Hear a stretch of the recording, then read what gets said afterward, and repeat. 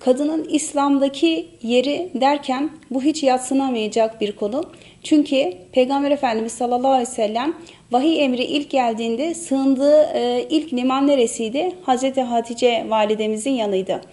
Bundan dolayı kadın figürü İslam'da çok önemli bir yer teşkil etmektedir. Çünkü aile bireylerinin yetiştiği yer kadın ve erkekten oluşmakta.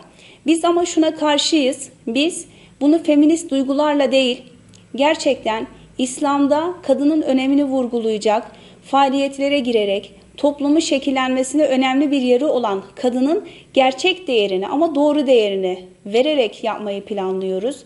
Bu anlamda İslami çizgilerin dışına çıkmadan gerçek İslami bilgilerle, mesela bu alanda yapacağımız faaliyetlerden birisi özellikle İslam ilim ve bilim dünyasında Müslüman kadınlar çalıştığı yapmayı planlamaktayız.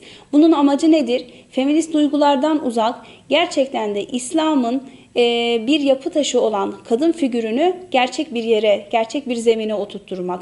Bundan dolayı kadınlarımızı maalesef belli gruplar, belli çerçeveler herkes bir tarafa çekmekte ve kadın figürünü çok fazla kullanmaktalar.